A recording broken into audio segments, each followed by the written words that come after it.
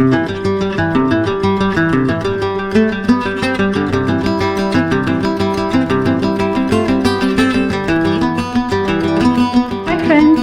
To fabulous chef.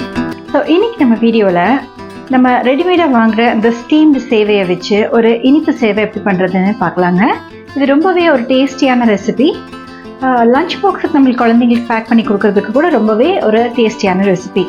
நீங்கள் நம்ம சேனலுக்கு புதுசாக இருந்தால் மறக்காமல் சப்ஸ்கிரைப் பட்டனை கிளிக் பண்ணிக்கோங்க. ஓகே, வாங்க இந்த ரெசிபிக்கு தேவையான பொருட்கள் பார்க்கலாம். நான் இன்றைக்கி 2 பேக்கெட் அளவுக்கு சேவை எடுத்திருக்கேங்க. அதை இந்த மாதிரி ஒரு இட்லி பானையில் துணி போட்டு அவிச்சிக்கலாம். அந்த துணியை முதல்ல நனைச்சிக்கோங்க. நனைச்சிட்டு இந்த மாதிரி போட்டு ஒரு 10 நிமிஷம் நல்லா சூடு வர அவிச்சு எடுத்துக்கோங்க. அதை ஒரு ஹாட் பாக்ஸில் மாற்றி நல்லா சூடாக மூடி வச்சுருங்க. இப்போ ஒரு அரை மூடி தேங்காய் எடுத்து நல்லா திருவி வைக்கலாங்க. அந்த வெள்ளை பகுதியை மட்டும் நல்லா திருவி தனியாக எடுத்து வச்சுக்கோங்க. இப்போது ஒரு அரை கப் அளவுக்கு சர்க்கரை எடுத்துக்கோங்க. அது கூடவே ஒரு 1/4 கப் அளவுக்கு சுத்தமான நெய் எடுத்துக்கலாம். அந்த நெய்யை நல்லா சூடு பண்ணி காய்ச்சி வச்சுக்கோங்க.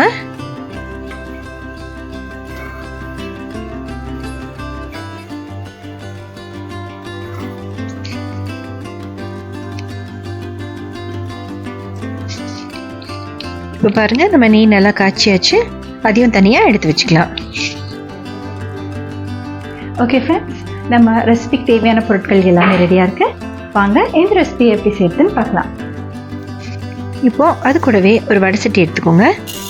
இந்த வடைசட்டி நல்லா சூடானதும் ஒரு 1/4 கப் அளவுக்கு வெள்ளை எள்ளு எடுத்துக்கலாங்க. நீங்கள் கருப்பு எள் வேணாலும் யூஸ் பண்ணிக்கலாம். அந்த வெள்ளை எள்ளை எண்ணெயெல்லாம் சேர்க்காம நல்லா வறுத்துக்கோங்க.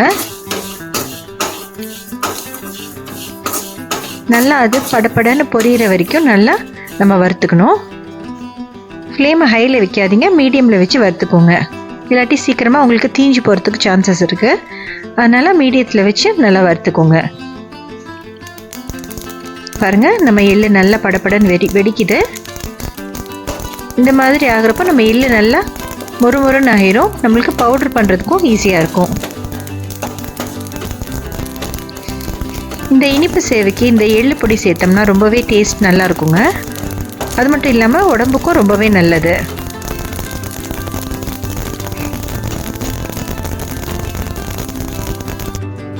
நம்ம எள்ளெல்லாம் பொரிஞ்சிருச்சு. இப்போ அதை கொஞ்சம் ஆற வச்சுட்டு ஒரு மிக்சியில் போட்டு பவுடர் பண்ணிக்கலாம். பாருங்கள், நம்ம எள்ளு இப்போது ஒரு மிக்சியில் சேர்த்துக்கலாம்.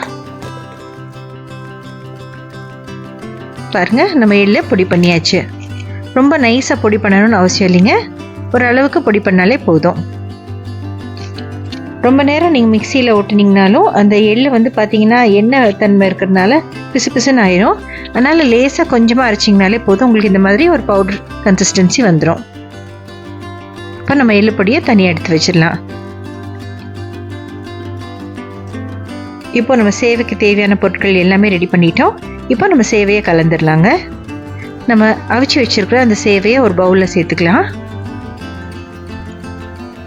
நம்மளுக்கு எந்த அளவுக்கு வேணுமோ அந்த அளவுக்கு சேவையை ஒரு பவுலில் சேர்த்துக்கலாங்க.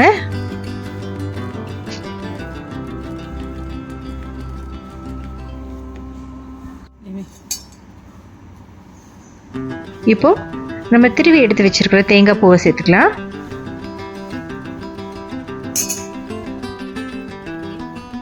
அடுத்ததாக நம்ம காய்ச்சி வச்சிருக்கிற நெய்யை சேர்த்துக்கலாங்க.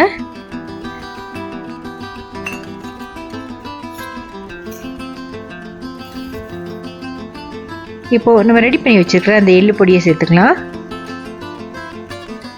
இந்த எள்ளு பொடி சேர்த்தா வாசமும் ரொம்பவே நல்லா இருக்குங்க. நீங்களும் கண்டிப்பாக ட்ரை பண்ணி பாருங்கள்.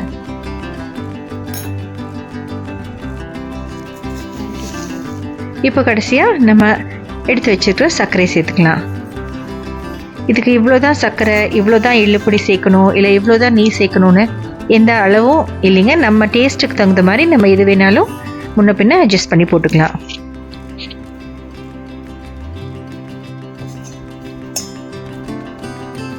இப்போ இது எல்லாத்தையுமே நல்லா கலந்து விட்டுக்கோங்க. கலந்து விட்டு நம்ம சூடாக சர்வ் பண்ணிடலாம். இது நம்ம லஞ்ச் பாக்ஸ்க்கு குழந்தைங்களுக்கு பேக் பண்ணி கொடுக்கறதுக்கும் ரொம்பவே ஒரு டேஸ்டியான ரெசிபி. உடனே கலந்து சூடாக சாப்பிட்றதுக்கும் ரொம்பவே சூப்பராக இருக்கும். நீங்களும் கண்டிப்பாக ட்ரை பண்ணி பார்த்து எப்படி வந்துச்சுன்னு சொல்லி உங்கள் கமெண்ட்டில் எனக்கு சொல்லுங்கள். அவ்வளோதான் ஃப்ரெண்ட்ஸ், நம்ம சூப்பரான இனிப்பு சேவை ரெடி ஆயிடுச்சு. ஓகே ஃப்ரெண்ட்ஸ், நம்மளோட சூப்பரான இனிப்பு சேவை ரெடி ஆயிடுச்சு. இது ரொம்பவே ஒரு ஹெல்த்தியான ரெசிபியும் கூட. நம்ம இந்த எள்ளு பொடியெல்லாம் போடுறதுனால ரொம்பவே உடம்புக்கும் நல்லது. நீங்களும் கண்டிப்பாக இதே மாதிரி ட்ரை பண்ணி பாருங்கள். ட்ரை பண்ணி பார்த்துட்டு உங்கள் கமெண்ட்ஸ் எனக்கு சொல்லுங்கள். நீங்கள் நம்ம சேனலுக்கு புதுசாக இருந்தால் மறக்காமல் சப்ஸ்கிரைப் பட்டனை கிளிக் பண்ணிக்கோங்க. இன்னொரு இன்ட்ரெஸ்டிங்கான வீடியோட உங்களை சீக்கிரமாக சந்திக்கிறேன்.